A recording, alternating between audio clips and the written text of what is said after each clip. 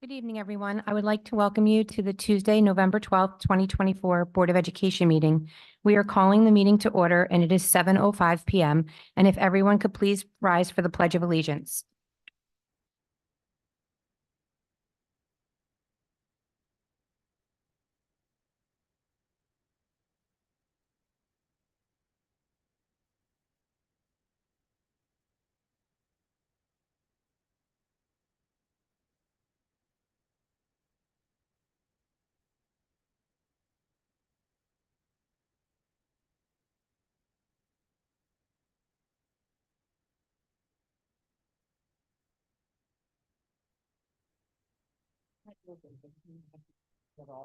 A reading from the meeting notice.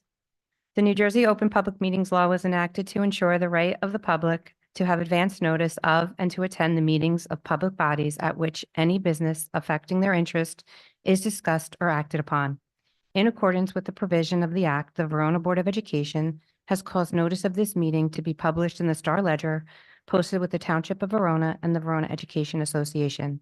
Postings of this meeting setting forth the time, location, and agenda were posted at the Verona Board of Education office and on the Verona Public Schools District website.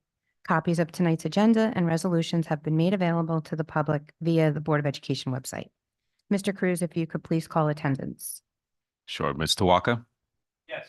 Mrs. Frizella? Here. Mrs. Farrar? Here. Mrs. Prisco? Here. Mr. Boone? Here. We have quorum. Thank you.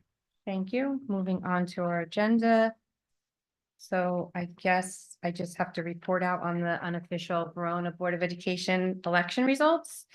So I'm going to report that I myself had 5,188 votes and Mr. Christopher Waka had 4,059 votes. That's a lot of votes. So we are back on for That's a big win, Pam. next year. Thank you for all the support. Moving on to, thank you. Moving on to routine matters. I need a motion to approve our minutes from our October 29th, 2024 meeting. Motion by Mrs. Virdella, seconded by Mr. Boone. Are there any discussions? Mr. Cruz, if you could please call roll. Mr. Walker? Yes. Mrs. Frizella? Yes. Mrs. Farrar? Yes. Mrs. Prisco? Yes. Mr. Boone? Yes. Motion carries. Great. I'm moving on to our superintendent report with Ms. Diane DiGiuseppe. Good evening. As the agenda indicates, we have a presentation tonight by Ray Sarnelli from Nisavacha on our audit. So I'm not going to take up too much time. I'll transition over in just a moment. I do want to say we did finally get our NJDOE official Office of Field Services verified QSAC score placement. And we scored 85% on instruction and program, 96% on fiscal management, 100% on governance, 90% on operations, and 98% in personnel. The district has satisfied at least 80% of the weighted indicators in each of the 5 areas of the NJQSAC review process and has been designated as high performing. The commissioner has recommended to the State Board of Education that the district be certified as providing a thorough and efficient education system for the next 3 years or until the next QSAC review. Congratulations. The 2024-2025 school safety and security plans are being reviewed, and I'm sending some back for some minor changes. We will definitely have them completely reviewed and the statement of assurance filed before the November 30th due date. Non-tenured teacher student growth objectives. The board recalls the tenured staff do not have to file student growth objectives this year. And administrator goals have been submitted and are being reviewed, as are the staff professional development plans, as they were due on October 31st. They were due to us on October 31st. We are already doing preliminary planning for the administration of the NJSLA to maximize instructional time prior to that assessment. This year is, again, for the second year in a row, the civil rights data collection. That is a massive report that takes hundreds of man-hours to compile. It's generally every other year, but due to one of the pandemic years, it was skipped, so they're catching up by asking us to do a second collection for this past year. Then we won't have another one. It'll skip a year before we have to do the monster again, because it is a monster. Especially if you're a high school district, it's a huge. K-8 doesn't have quite as much information to collect, but we do because we're pre-K-12. The district is a member of the Garden State Coalition of Schools, and their November meeting is tomorrow, which I will attend. It's going to feature a panel discussion on teacher recruitment and retention. The panel includes Garden State Coalition of Schools Executive Board Member David Adderhold. He is a superintendent in West Windsor Plainsboro. Karen Binger, Executive Director of the New Jersey Principals and Supervisors Association, and Janet Pike, who's the Superintendent of the Marsh Union Jointure Commission. These were all members of the Governor's Task Force on Public School Staff Shortages, and they will speak on the group's recommendation, the progress in remediating the staffing crisis, and the steps that we can be taking to meet the needs of our students with hiring qualified teaching staff members. Not just teaching staff members, substitutes, paraprofessionals, everybody, bus drivers. I'm also a member of the New Jersey Superintendent Study Council, which meets this Thursday for its monthly meeting. This month's presentation is on strategies for data assessment and MTSS, or multiple tiered system of supports, and QSAC compliance. So this should be an interesting Wednesday and Thursday workshop. I will report out if anything is really needs to be reported on. I will turn this over to Ryan, and I deliberately, Ryan, did not talk about the things I know you're going to talk about.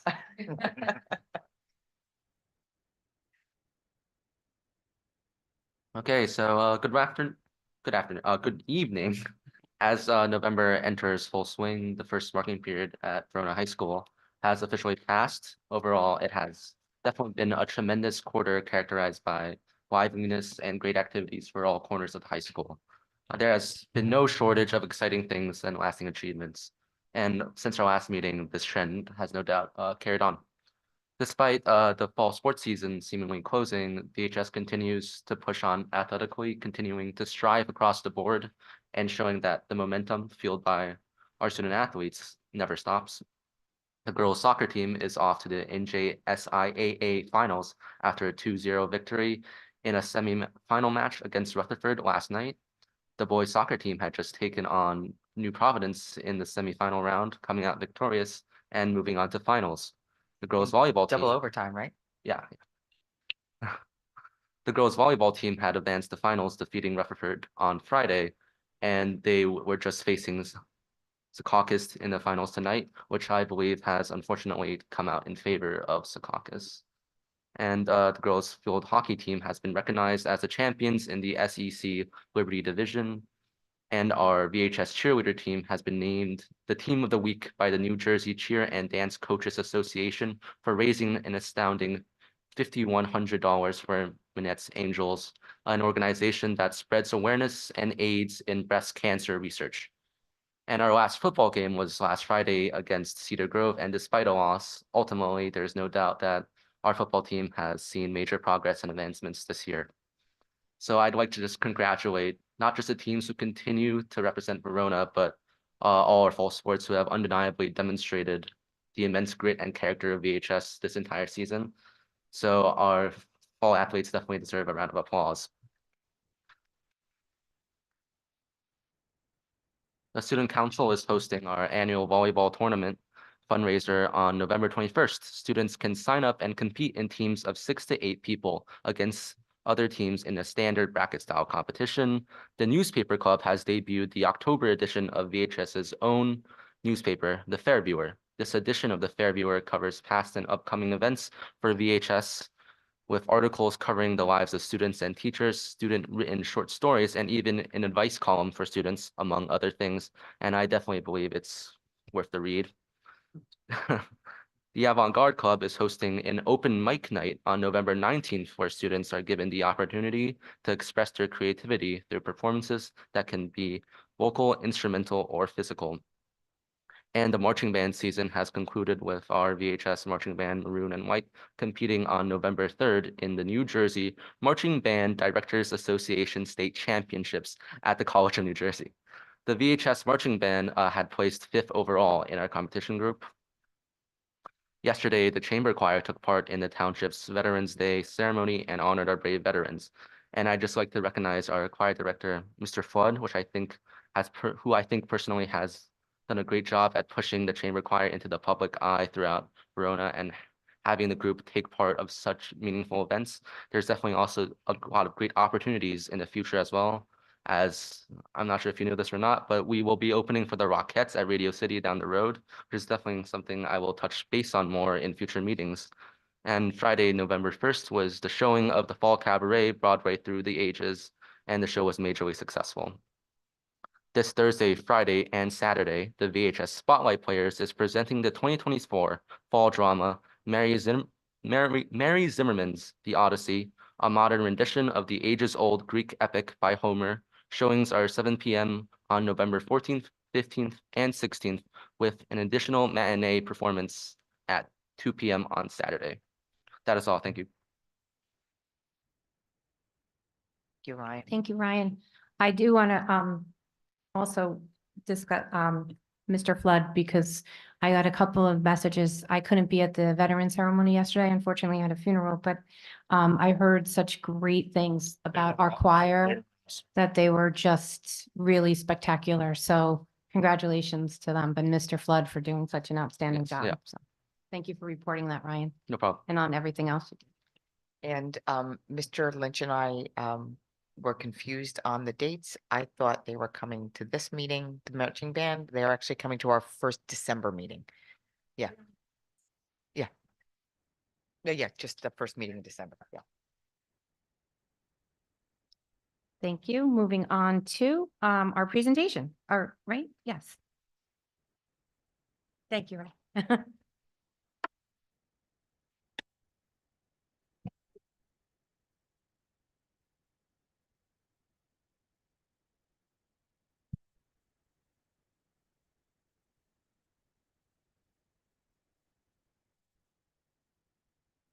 All right, so good evening, everybody. Ray Sarinelli from Nisavacia, the audit firm for the board. So tonight I have to present to you the audit for Verona Board of Education, as I do every year. I try and boil it down to what the most important information for you is. It's a very large book. There's a lot of different presentations of the audit schedules. So what I try and do is show you the Schedule C1, which is essentially your board secretary's report. It's basically your operating budget. It's the budget that you vote on in the year that you operate through the year. So it's the most accurate representation of how things happened throughout the year. And so basically what it is an income statement, right? So an income statement shows your revenues, your expenses, and at the end of the day, your fund balance. And fund balance is very similar to retained earnings, kind of showing, what you have left at the end of the day, and, a big financial indicator of where you are financially. So I always like to start by looking at the revenues on the income statement, broken down into 3 categories. You have revenues from local sources, state sources, and federal sources. So if you look at the top there, your local sources, your biggest revenue is from the tax levy. And that's how it is for every district. But you also have some tuition, and then you have some miscellaneous revenue. And basically what this is showing is basically what your budget is and then how things actually happened. And that's on the kind of the right-hand side. And then in that final column there, you'll see variance to actual. So anything in the positive is a good thing. It's going to help your fund balance. It's going to help you grow financially because you haven't budgeted for it. It's revenues that you've gotten over what you've budgeted. So if you see there, unrestricted miscellaneous revenue is a pretty big one where you exceeded what you budgeted. Big reason for that is interest rates. Interest rates climbed pretty aggressively over the past year or so. So a good revenue source there. They're kind of hurting on the expense side, but on the on the revenue side, it's helping us. So that's a good thing there. And then the next category there is your state sources, so your state aid. And you'll see that extraordinary aid is much higher than anticipated as well. And then as we get towards the bottom of that state aid, you'll see those TPAF reimbursements. Those are not actual financial transactions that happened here in the district. It's the contribution that the state makes on your behalf. But because they make it on your behalf, it's basically like your contribution. So what they do is they show it as a revenue and expense. So it looks like, oh man, we got $6.9 million. That didn't really happen. That was just a contribution made to the retirement fund on your behalf. And so what you'll see is on this side, it shows up as, oh great, we got a huge revenue. On the expense side, you're just like, whoa, we didn't budget for this huge $7 million revenue. But again, none of that actually happened here. Really, we want to focus on that top part where, the regular state aid is, where you got some nice extraordinary aid. Then the last piece is federal aid, which normally you don't get. You got a reimbursement here from FEMA for some issues that happened during the pandemic. So a nice little windfall there for some expenses that happened in some prior years. So that's a nice help as well. So the thing that I would point out here is that, your budget is very cautious on the revenue side. And there's a reason for that, because when we look at the expenses, your expenses are very close to what is budgeted. So there's not a lot left at the end of the day on the expenses. And you can get away with that because of how cautious you are on the revenue side. So if I went through your this schedule and you had all these expenses, but you didn't have the good revenue gains that you had, it would make me nervous. But what's happening is you have a nice, very balanced budget where you're not over anticipating any revenues and you're being very hard line on your expenses. So it's a very, very good long-term plan for the district. So you'll take a look. I don't like to spend a lot of time going through the next like 10 pages or so. It's very, very detailed on all the different areas. But if you look through on that right-hand side, you'll just see that there's not a lot of money left at the end of the day. And that's really how things have kind of operated here for a long time. But I think the fact that the revenue side is so cautious, it enables you to have a nice balanced budget, and has really, over the last 3 years, helped the fund balance grow. So if we go all the way down to page 11 of 12 on that schedule, at the very bottom on the right-hand side, you'll see the fund balance July 1st and then the fund balance June 30th. So basically you started the year with $6,205,900. And there was $674,000 of growth during the year, so to leave you with $6,880,864. So that's a pretty good year of fund balance growth, while still operating a nice, very balanced budget. So we had a rating call recently. We're doing refunding issuance for the district, and I have to say the rating agency was, I don't want to say impressed because they're never like, you could have like the best fund balance in the world. They're not going to tell you they're impressed. But I think they had a very positive outlook on the financial picture that you've had for the last 3 or 4 years, and then the projection going forward. So, you get an independent source like me who comes in and audits your books and tells you have a good financial picture, things look good. But even beyond that, this year we had the rating agencies look at everything, and even they, I think, have a positive outlook on where your budget is, the financial planning that's happening, and where things are going. So I think that's all very positive. So I do on the next page. Any questions on revenues, expenses, the fund balance? Before we talk about the really complicated part of all the different categories of fund balance? No questions? Good. So on the next page, page 12 of 12, the statutorily you're allowed to keep that fund balance, so that's $6,880,000 in different categories of fund balance. And so the easiest ones to understand are the capital reserve and the maintenance reserve and the unemployment compensation reserve. And so what capital reserve is this is money set aside for future capital needs. So, you know, we went through a referendum over the last 4 years, starting in 2020. It's kind of winding down here. But so all your facilities are really up to date. And so you have $2.3 million left for if there's new capital needs that come up. So there's two ways you can withdraw that through the budget, or you can withdraw that by resolution. And so if there's a future need for a capital type item, you have money set aside for that, and you're not like, oh my gosh, we need a new boiler or some big major capital item. You'd have money set aside for that for the future. Very similar to that is the maintenance reserve. That can't be used for big capital purchases, but things that come up just in the regular maintenance of the district. And so that's what that reserve is used for, and it's used in the same way. You can withdraw through the budget, or we could do a resolution and use that to for any unexpected type maintenance type of issues that we have. And then the last reserve is the unemployment compensation reserve. This is money that either has been withheld from the employees or contribution made by the board for future unemployment issues should they arise. And then the other thing that I like to talk about next is the unassigned fund balance. And basically that's statutorily set. It's 2% of your operating expenditures. So with a few minor adjustments. So you're at your full 2%. That's the highest that unassigned fund balance can go.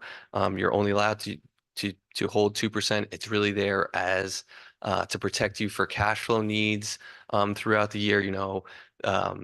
Taxes are your main source of revenue, but there's fluctuations of when those are paid over quarterly, whatever it is. So you have some money held in reserve for cash flow purposes through the unassigned fund balance. Then the last three, I'll call them buckets of fund balance that you have is the utilization of your fund balance essentially as a revenue to help you balance your budget in future years. So the two that are being utilized in this current year is the designated for subsequent years expenditures and the excess surplus restricted 24-25. So that money was basically some of it was generated at the end of this year, some of it was generated at the end of last year. But essentially what that's doing is you're using your own money, basically like a savings account, drawing down on that and using it to help pay for the 24-25 school year. So those two numbers, you have $1 million in excess surplus restricted for 24-25. And 469 of that assigned fund balance using that as a fund balance drawdown for the school year that we're in. And then at the end of the 23-24 school year, we generated the excess surplus for 25-26. So it's kind of a 2-year rolling cycle with the excess surplus, and there's 913,988 in there. So that is probably the most complicated part of school board auditing. So what I always like to tell people is those top two numbers, you don't want to see a lot of fluctuation there because you're relying on those as revenue sources. So, the way the schedule is presented in the audit is not exactly how it's presented here. I kind of gave you a little comparison of what last year's looked like compared to this year.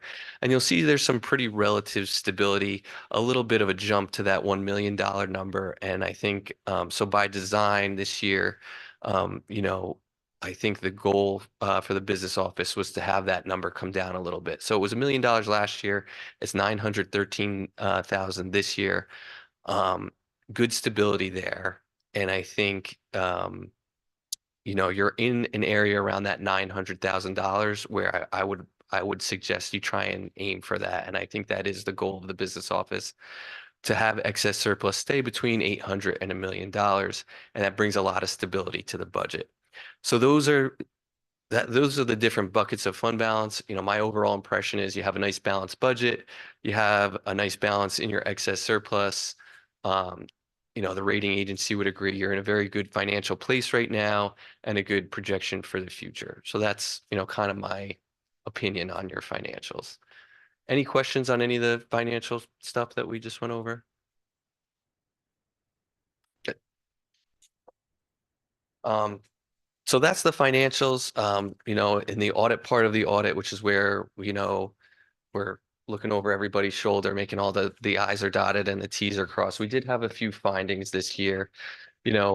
when we have findings, they are for the improvement of the business office, improvement for the operation.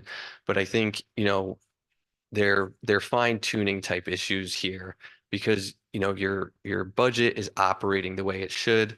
And these are just a few things that we would like to see be done a little bit better, but really not affecting how the operation of the business office works. So the first recommendation that we have is that the proprietary funds and the local grants and the special revenue fund be properly recorded through the district's accounting system. And so the business office is utilizing a new accounting software where they're netting some of the local grants that you get.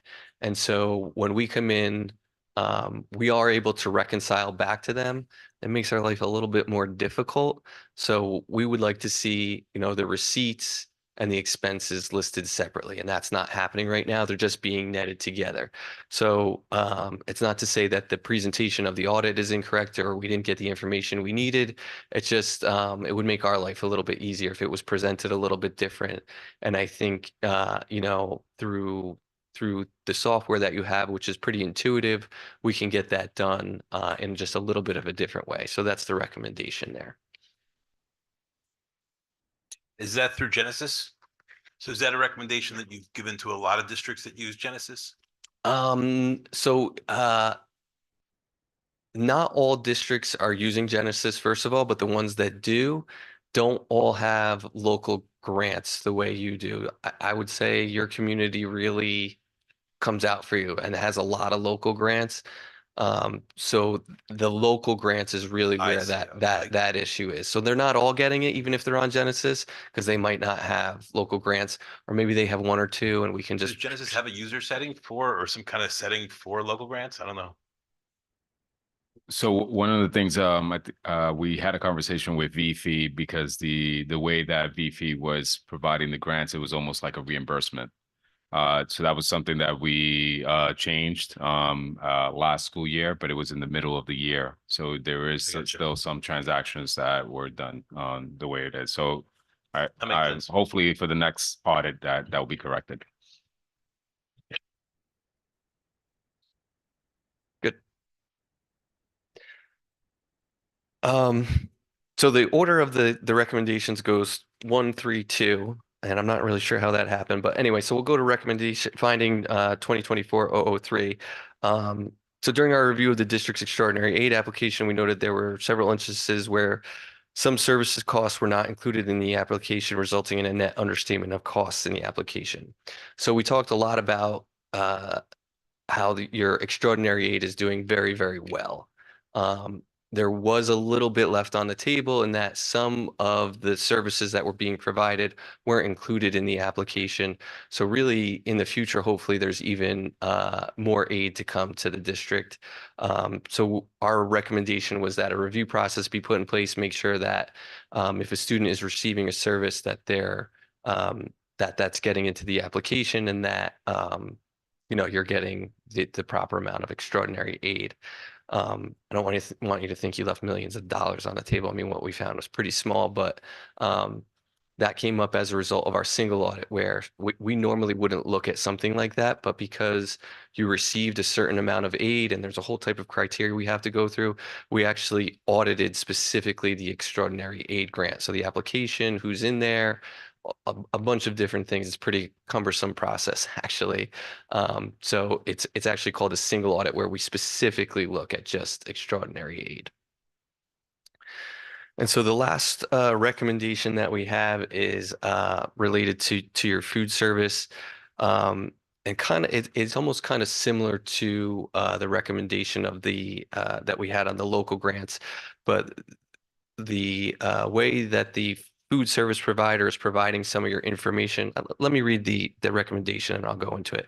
So during our review of food service records, we were not able to fully reconcile the revenue and expenditures reported on the food service management contractor's June 2024 operating statement with the district records. And so essentially what we're saying is the way it's presented in your financial statements, we also get a statement, an operating statement from the food service management company. What we try and do is reconcile those two items together. And we were eventually able to get pretty close. But that reconciliation should be done on a monthly basis to make sure that the food service management company is saying, we sold X amount of meals at X amount of dollars. This is the amount we collected. Your record should show the same thing. And so, so we have that recommendation in there to make sure that, what the food service management company is reporting is also what's ending up getting reported in your financial statements as well. Something, because our food service, we don't have Mashias, we have Pomptonian. Is that something you've noticed with other districts that use Pomptonian? I think this is so no, and I think this is something that in more recently is something that the business office is really in the past we've had this same issue, but we've been able to tie everything out, and I think now there's going to be a fully set in process. So it is something specific to here that we've noticed that is not happening, Okay. and I think there's been some rearranging of some roles on people and who's going to actually take this over Very and good. make sure this is getting done. Thank you.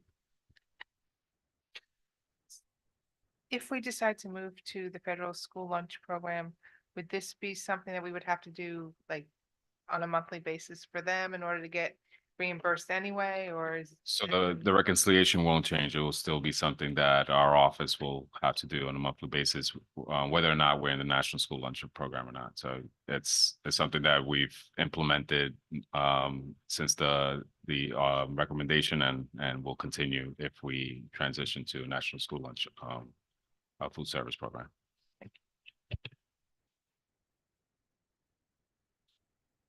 So that's all I have. Again, there's some fine tuning there on some of the reporting, but I think overall, the way the business office is functioning, and I think some of the changes that we've discussed over the past 4 or 5 months or so, I think, are really trending in a good direction as well to try and take care of these smaller issues.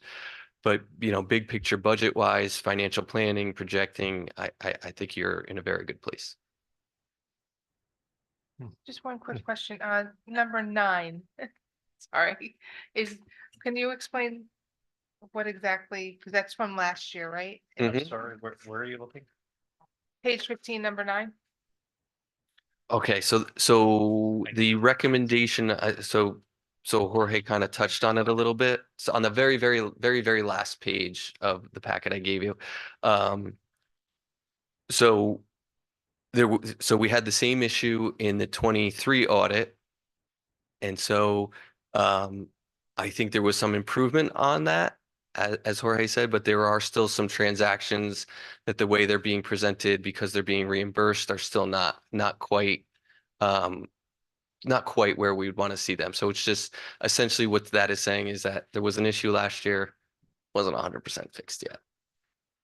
And to follow, Please. and to follow up with what she was saying, I think we might be getting a little spoiled with the quality of work we're getting with Jorge here, but looking ahead into the next fiscal year and next calendar year, I should say, what things should we as a board keep our eyes open to make sure that we have this continued success? Yeah, so one of the things that's hurting a lot of districts is inflation. But that's leveled off though. No? It is starting to level off, which is nice. So you've probably made it through the hardest part of it. But if it does continue, you're on a 2% cap on your tax levy. But if you have expenses coming in 8 or 10% higher, it's going to hurt you. Your state aid has grown a little bit in that time frames, which has helped through that. So that would be the biggest thing. And I would say continuing that good budget practice of if you're going to stay on a side where you're not going to lapse as many expenditures, make sure that you're cautious on that revenue side, because you want to keep that budget nice and balanced and not overly rely on some of your revenues. Like, I don't want you to look at this and say, oh, well, we're getting over $1 million of extraordinary aid. Maybe we should budget a little bit more and spend a little bit more. that's not the structure of your budget right now. It's to stay cautious on on that revenue side. Which leads to my next question. I mean, here in Verona and maybe many parts or some parts in West Essex County, in terms of state aid, we've been in an enviable position, to say the least. Mhm. Correct. Yeah, I mean, so I do a lot of work in Morris, Sussex and Warren counties, and they have been hurt pretty badly by Well, some of the shore counties. too. yeah, right. Primarily because their population did decrease quite a bit in the period before. I think it's the S2 funding formula. Their populations were down, so that under that formula, their state aid was lost pretty dramatically. I had one district lose $16 million of state aid. They're not happy. They're not happy campers over there. Thank you. Forgive me if I sound a little naive here, but I am in this, in this area. So I'm happy here that we have this healthy revenue. I think it makes us, I would speak for the board, I feel pretty confident there. You referenced a little bit about how we're coming to the end of our bond, right? Right, so we're kind of finished. Oh, with that. yes. Mhm. Right, so, just again, thinking ahead, we've been, speaking a lot about the increase of, or the potential increase of students, the need for facilities. We've been speaking a little bit about security. Does this give us any information as to, what our options are to go out for another bond at some point? I'm not saying today, but just as we're discussing budget and we're looking at where we are now, what does this look like for us in a, 1 year, 2 year, 3 year plan? So the bond that we previously discussed is the 2015 bond that has another 6 years, another 5, let's say another 5 years before it falls off. So it's almost $10 million. At that point, the board could potentially propose going out and actually doing referendum type projects, capital improvement projects up to that $10 million at no cost, at no additional tax costs for the Verona taxpayers, meaning that keeping the tax payments of what they currently have neutral, but being able to go back out and utilize the 10 million that's available, that's going to come off and rebond it at that point. So planning for that would be 3.5, 4 years out. Correct. We don't, so thinking of, And One, it'll 2 happen years. really fast. It's like I know, like talking about 5 years from now is far away, but thinking about planning wise, it will say like 3.5 years from now. but then, is it fair to kind of assume that when we are thinking about any potential changes or impact in the district in the next year, 2, 3 years, Mhm. we're really looking at what we have in this current budget without any options of going out for a referendum or?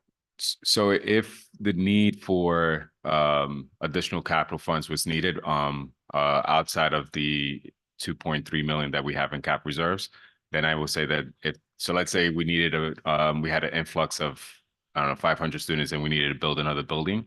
At that point, we will have to go out and do another referendum. Just Like, it would have a tax impact. yes, that will have a tax impact. Absolutely. And then if we were going to go 5 years from now, if we're going to go above the 10 million, then it will have a slight tax impact depending on what the difference is. Thank you. Meaning $10 million isn't gonna go as far. So 3 years from 5 correct. years. And then we also need to think about the things that structurally, the things that are already towards the end of its life. So that our turf fields, probably 5 years from now, they're going to need replacement on upper and lower field. So that's one. The other piece is talking about the lower field, and we've discussed in facilities committee the benches, the concrete.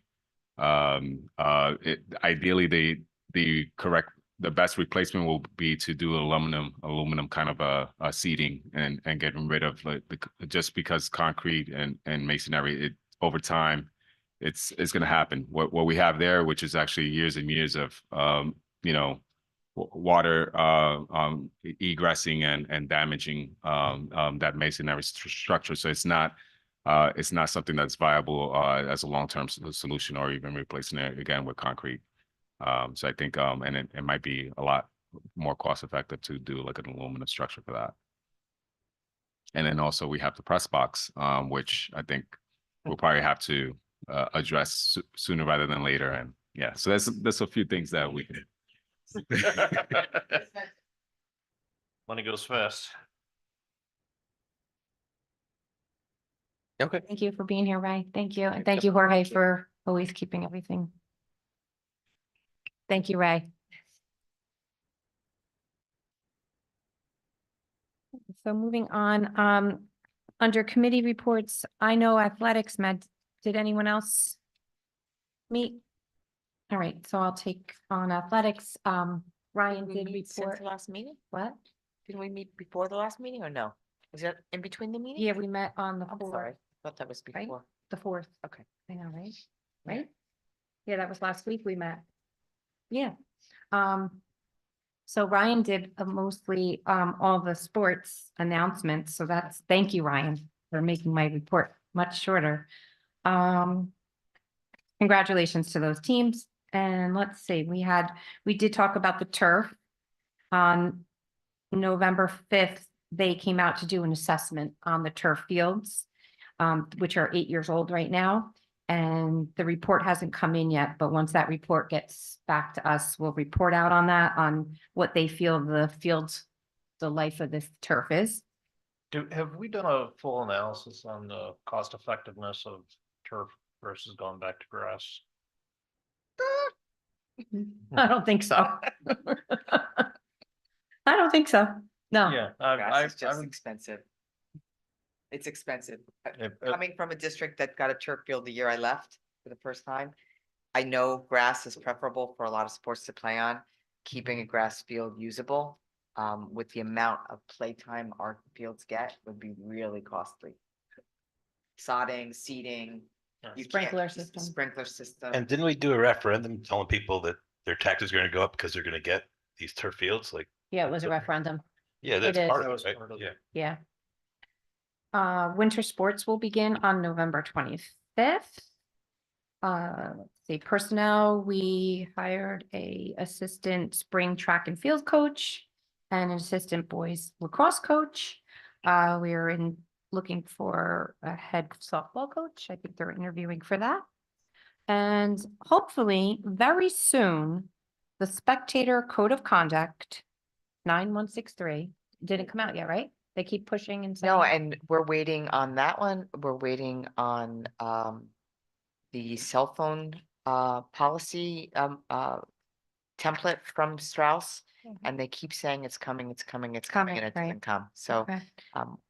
not yet. Okay, so just kind of speaking about spectator code of conduct, going into, maybe I'm going off topic, but I think I'm going to.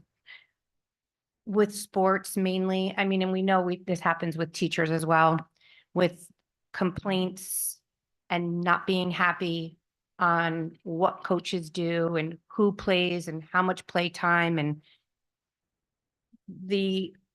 there's just, I think people really need to just kind of take a step back and emailing the coaches, having their cell phone numbers, emailing coaches, emailing our athletic director, emailing our superintendent, meeting with our superintendent, meeting with the AD, meeting with trying to meet with board members, calling board members, I think really needs to just come to a halt because it's just not how we should operate in anywhere. I know myself, I know Mr. Waka, we've received some text messages about certain issues with a sports team. That's not our role here. We support our superintendent, we support our AD, and we support our coaches. And unfortunately, if 1 or 2 parents or 3 parents aren't happy with what's going on out on the fields and what the coach is doing, they're there to coach our kids. And if our kids are doing well and the team is doing well, that's what we care about. So I'm just making that statement, and I do hope that policy comes out soon because there was an incident at our football game on Friday night where I actually had to tell a parent to relax numerous times, as well as Mr. Merkler. So I just wish that people would really take a deep look into let the kids enjoy themselves, let them play sports, let them be kids, and let them enjoy the event. And that's all I have to say. Mrs. Prisco, I just have a question, maybe comment on some of that. Leaving, the football issue that you cited, some of that can be attributed to societal issues, but more specific, I've being a former parent, or well, I'm still a parent, being a former high school parent, I've seen examples of some successful coaches who handle their communities very astutely. And I hear for some other parents that are totally in love with how their coaches handle their communities. And I'm wondering out loud if our athletic department can point to those areas of success where some coaches have implemented policies with their families, and share those and show some, the complete coaching community what success looks like, and share that with the entire coaching community so that they're all aligned in how they deal with their parent communities. The areas of success that I have heard from could be a shining light for everybody else and help alleviate some of those concerns. I agree. I do think it's almost with every sport, since I've been a board member here, and now this is my 6th year. I think with every sport, almost since I've been a board member, there has been, cheering last year, football last year, like every single sport. It's like we are putting our trust in our superintendent, who is who we are in charge of, right? And our athletic director and our coaches and our principals. And if they're going to get a complaint about something, and if it's severe, I think then they're going to address it, and then it would come to where we would have to do something. But I do think all coaches have different coaching styles. Some coaches maybe communicate better than others, but I do feel that we have great coaches here.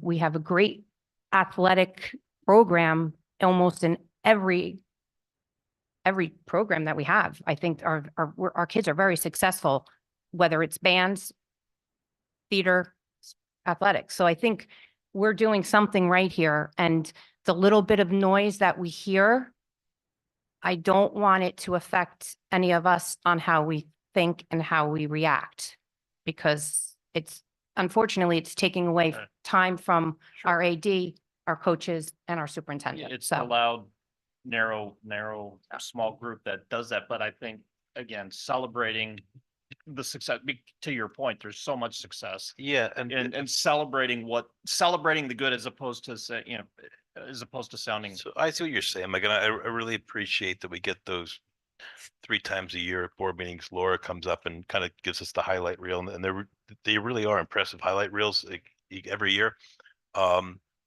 And perhaps there is other ways to communicate or to increase the exposure for those good messages. But to your first point, Pam, I think that the entire goal of the athletic program is not all about winning, but winning is definitely a keystone part of what we want, right? And that's what the varsity program is. Every program leads to the varsity program, and that's like what we want our best to be doing well on that level. And as far as to your other point, I think one of my biggest fears about the future of Verona is that we're gonna kill the golden goose through parent actions that are unbecoming at sporting events. And I know it's probably even foolish for any of us to talk publicly about the less than 1% of 1% of parents, right? But it's a stain that I've seen and you've seen, and I'm sure all of us that have been to games have seen. And I think as long as we just keep up the push toward making the culture such that this is not who Verona is, and we get behind, and we also push our superintendent to work with, if you're not going to behave at an event, then we don't want you there, because the one person I know is not going to want you there is your kid that's seeing you act like a dum-dum, right? Right.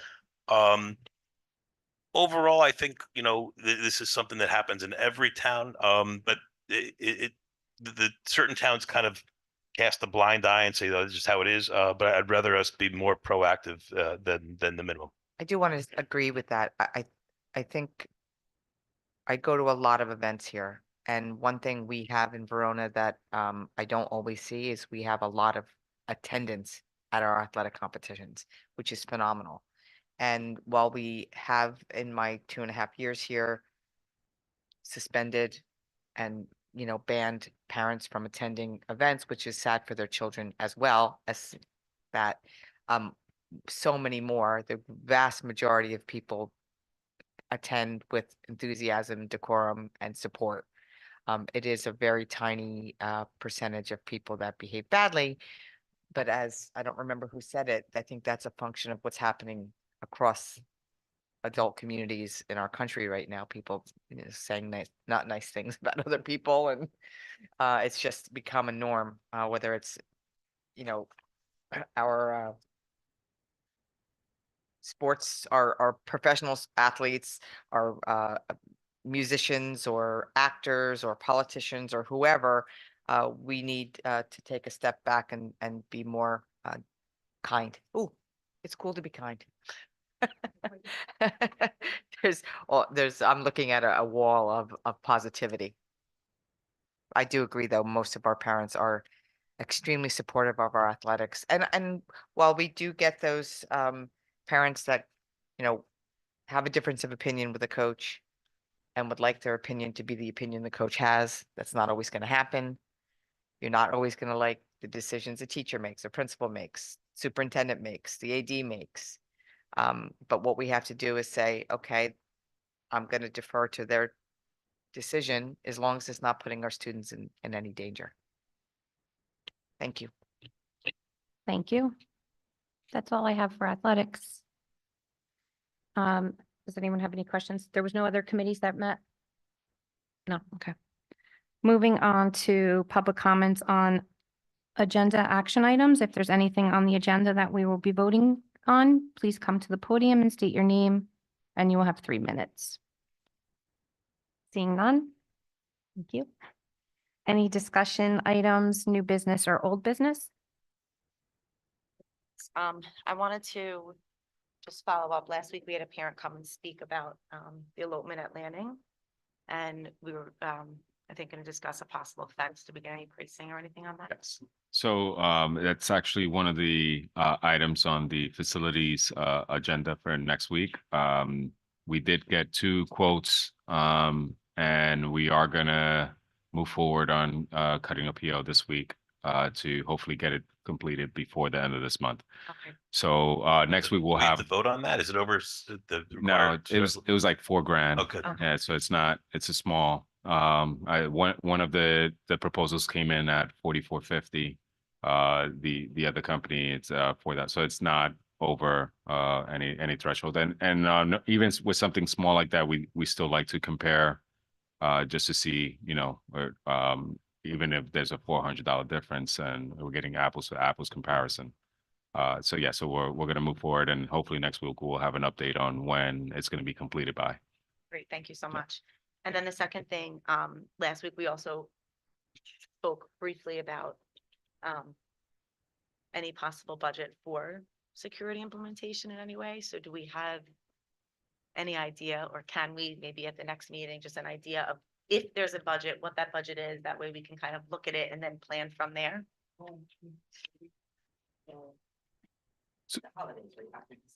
Yes, so we do have what we call the budget build for FY26, which is 25-26 school year.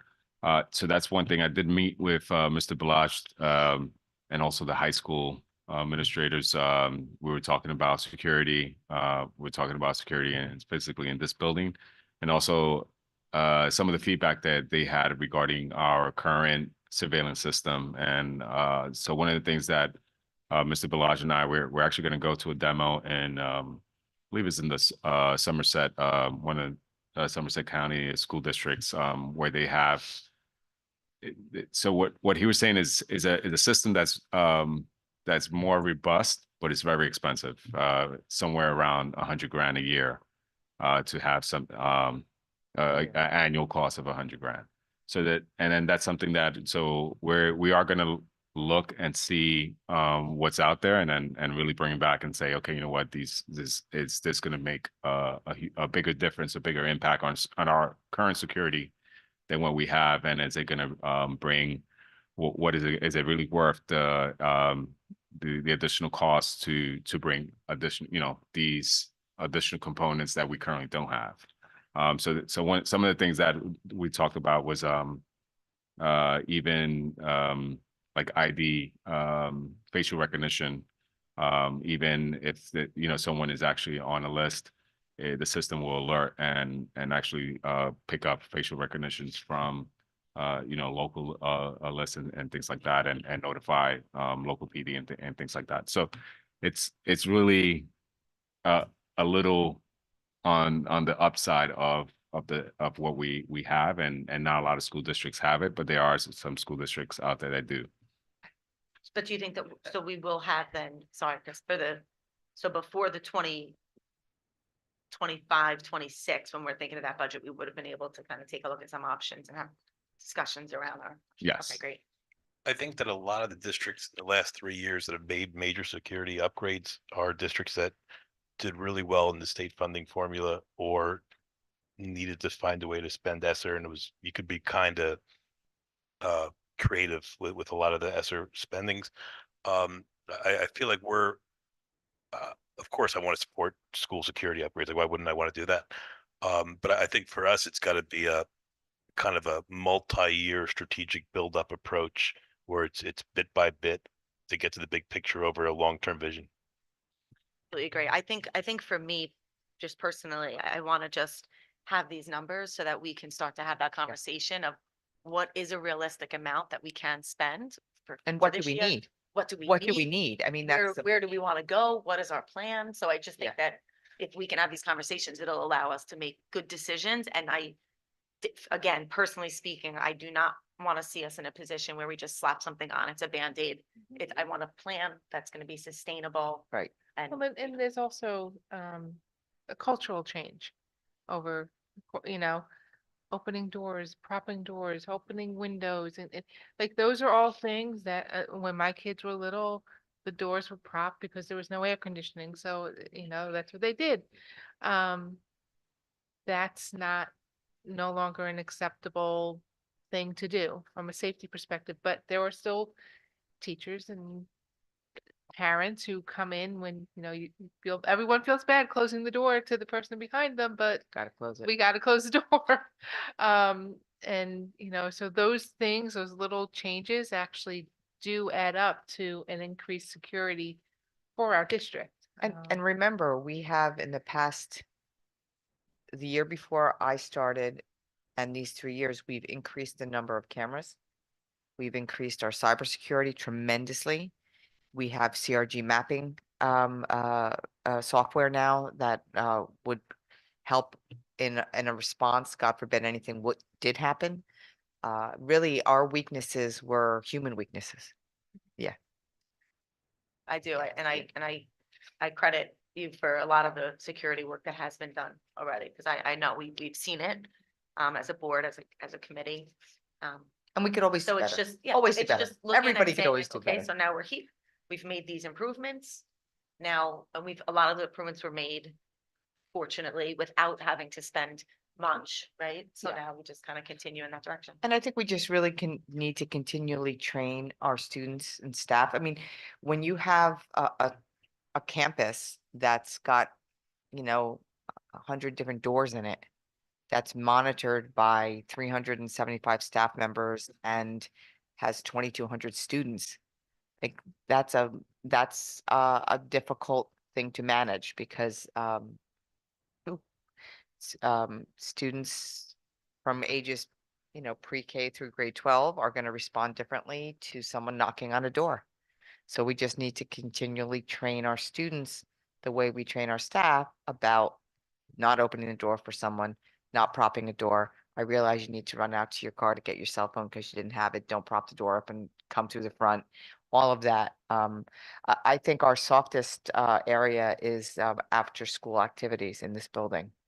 I was at a volleyball game last week and the doors are wide open because spectators come in and out. And I understand we have an athletics program where we have events that are occurring inside our school and we want parents and community members to be able to enter to watch our students and give that support that we just talked about. But it's a fine line between having doors wide open and who could enter the building. So that's kind of that's not limited to Verona though. That's limited to any high school or middle school for that matter that has an athletics program. I just had something to comment. I agree with Ms. DiGiuseppe's point on focusing on like students and how they interpret things. I'm more so like fixating on like possibly like a student like reaction to possible security implementations that like Mr. Cruz has outlined. Like possibility because I'm just like thinking about like the IDs last year and how that like reaction like kind of how the student body reacted to the IDs and like just like the general like discourse in general. For this year, Ryan? Yeah. What was your, what, No. like, how did they react? I just They like didn't want it. it's a lot of defiance, you know. It's like I will tell you, they do not wear them. I ask my children every day, do you have your ID? yeah, I feel like at a certain point, like just like it just like fizzled out without. But that comes down to policy enforcement, right? Well, it's very difficult. Yes, it absolutely does. And it's also cultural. I mean, IDs have been in place where I went through this in 2004 at Livingston High School when we went to student IDs there and they had fakes and they would like pass them off to each other in the hallway. And I mean, Score one the for kids free, are but- smarter than us, right? They figure out ways around it.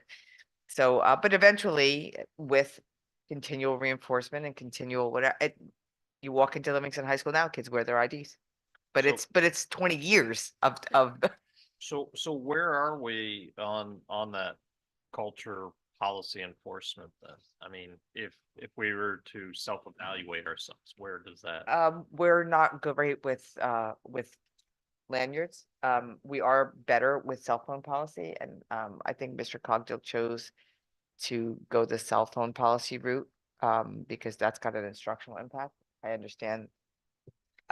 Here's the other piece is that we have 597 students in our high school. And 560 of them leave here pretty much for lunch every day, go in and out. Lanyards are not our number one safety concern with the high school. That like I think the reaction to like the whole like turnstile system is I think it's good actually. Good. People were very like semi opposed to it at the beginning, like just like how much it was getting nailed down on the like the student body. But I think that it's definitely eased into like just the day-to-day life of students more than the ID system was. And people are surprisingly just like not as annoyed as I probably thought they So, would be. but let me explain what the turnstile system is. So through Genesis, we have a system called Turnstile. And it's the system by which we're able to scan kids in and out of the building. It's so we can keep better track of where they are during the building. Last year, you'll notice when you come in and go, there is a Chromebook in the hallway over here. That is for that bathroom sign in.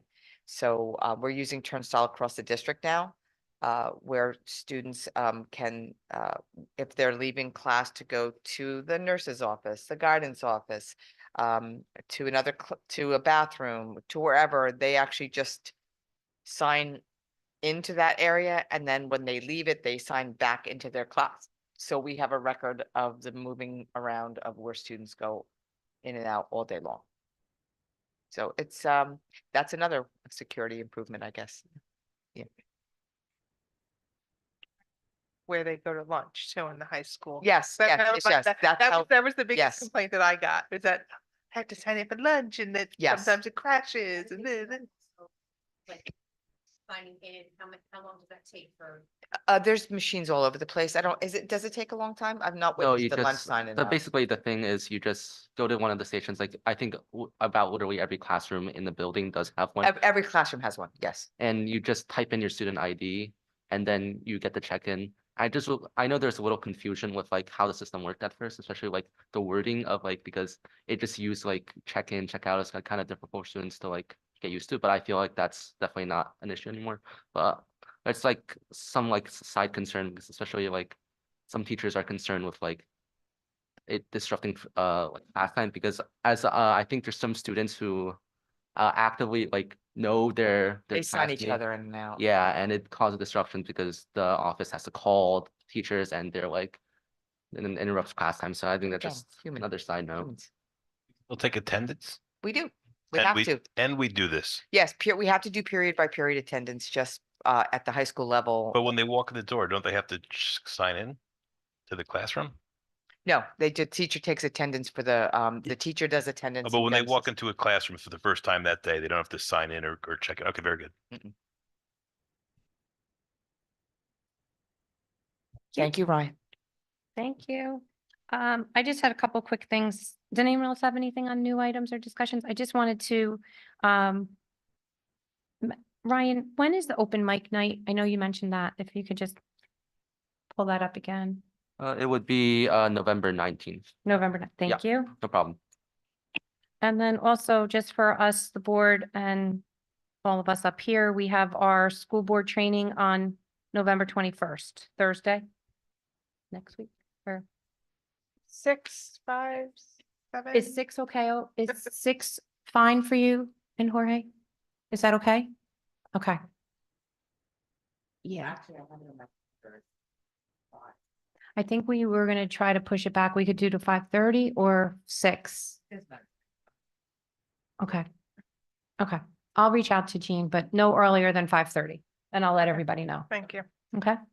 Thank you. Do The 21st. we have to vote to approve having that, or?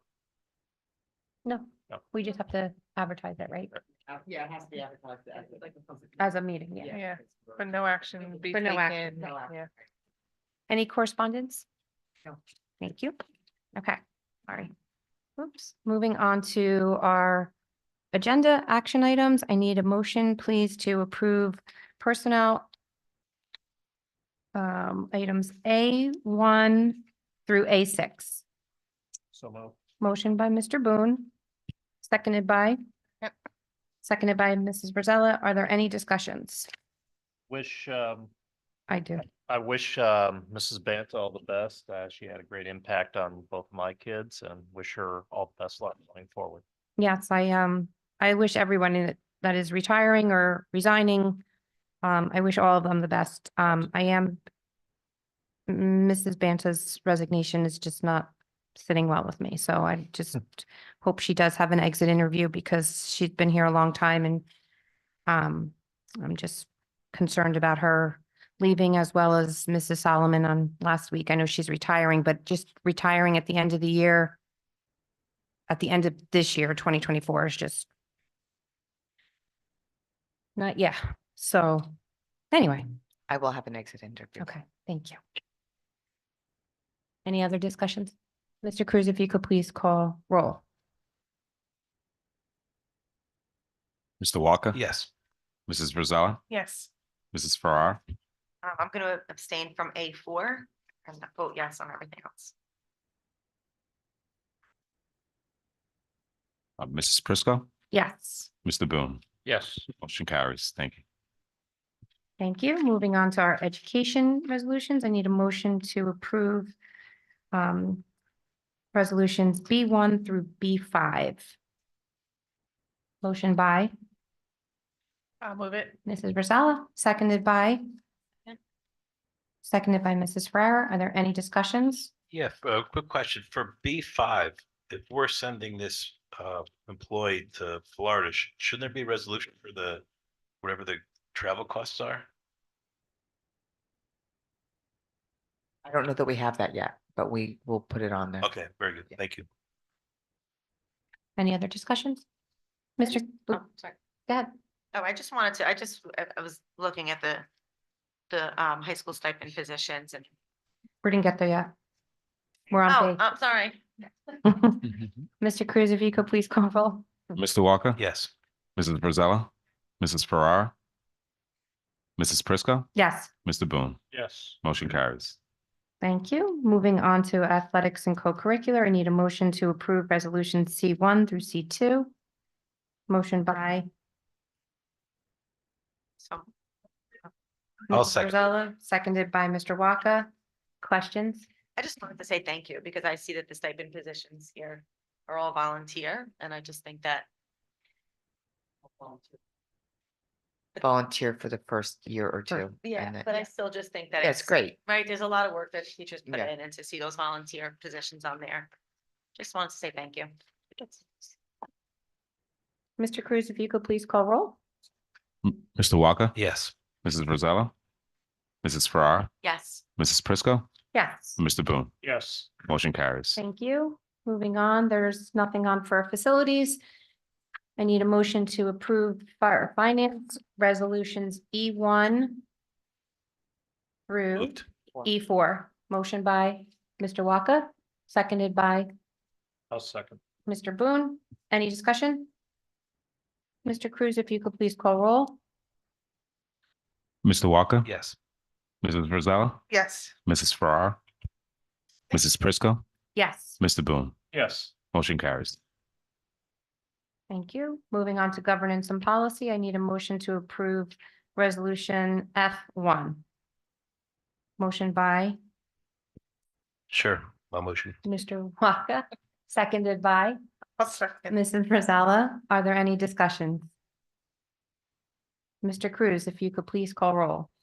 Mr. Walker, Yes. Mrs. Rosella, Yes. Mrs. Farrar, yes, Mrs. Prisco, Yes. Mr. Boone, Yes. motion carries. Thank you. And moving on, one more, negotiations. G, I need a motion to approve resolutions G1. So moved. Motion by Mr. Boone, seconded by I'll second. Mrs. Rosella. Oh, no, you can run. Yes. Any discussion? Real quick, I just thought, out of all, for the board members, Denise, you did a great job. Like, you really did do a great job in negotiations, as did our employees. But as a board member, you really stepped up. So thank you. Yes, I would like to thank With both you. of you guys for, Well, thank her. the time and dedication you did, and Mr. Cruz and Mrs. Di Giuseppe on all your And hard Mrs. work. Alvarez. And thank It's the a lot. the VEA for VEA. getting the ratification done. They just let us know yesterday that it ratified. Perfect. So, yeah, we're working on a retro and Wonderful. It's a fair. It's a fair agreement. Good. Glad to hear. Thank you. Mr. Cruz, if you could please call roll. Mr. Walker, Yes. Mrs. Rosella, Mrs. Farrar, yes. Mrs. Prisco, Yes. Mr. Boone, Yes. motion carries. Thank you. Thank you. Moving on to public comments. If there is anything anyone would like to discuss, please come up and state your name. You have 3 minutes.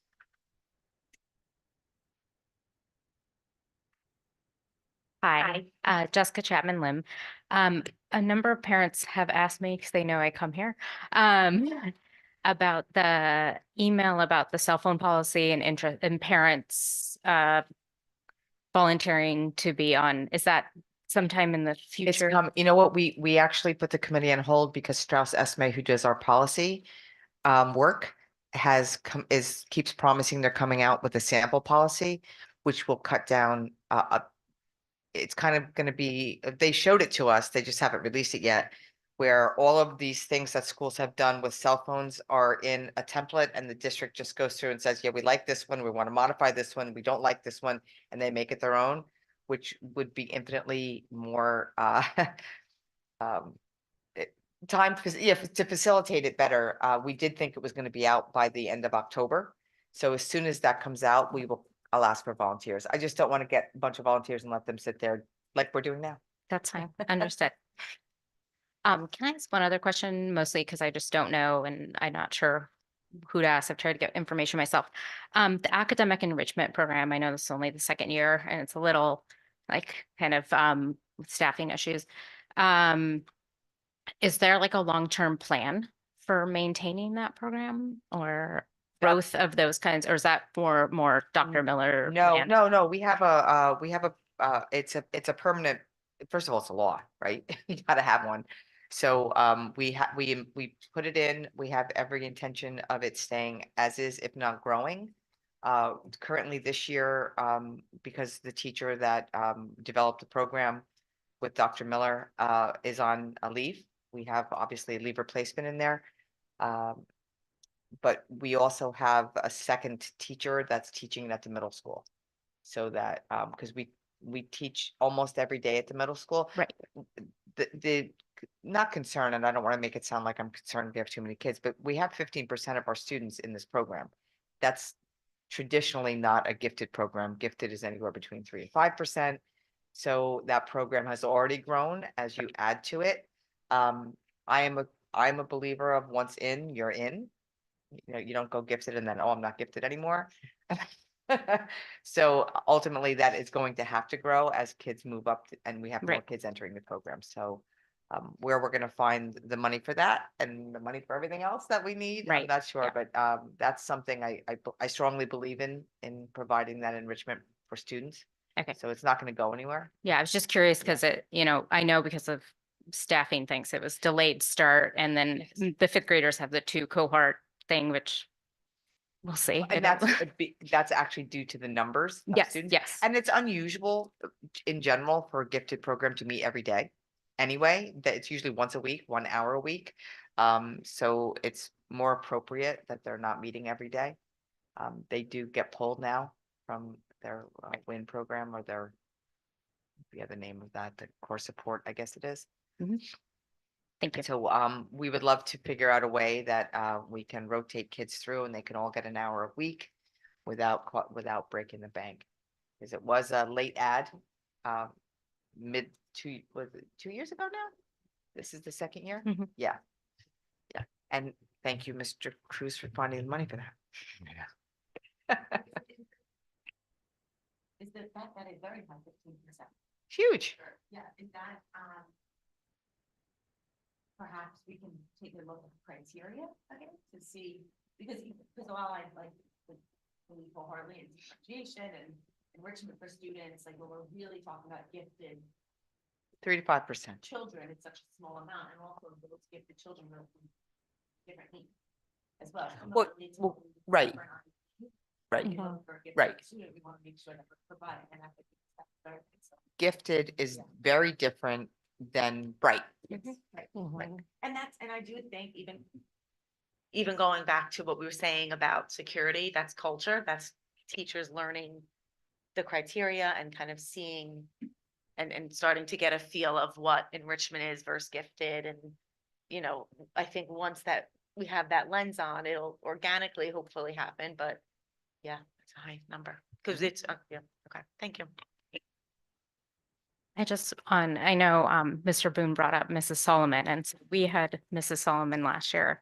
And it was our first experience in Verona schools with a teacher.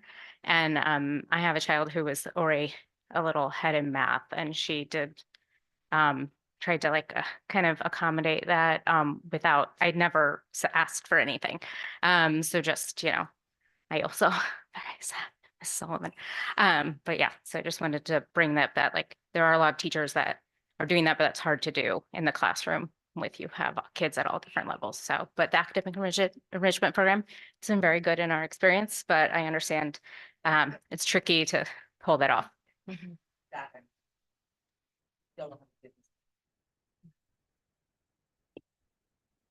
Jessica. Okay, moving on.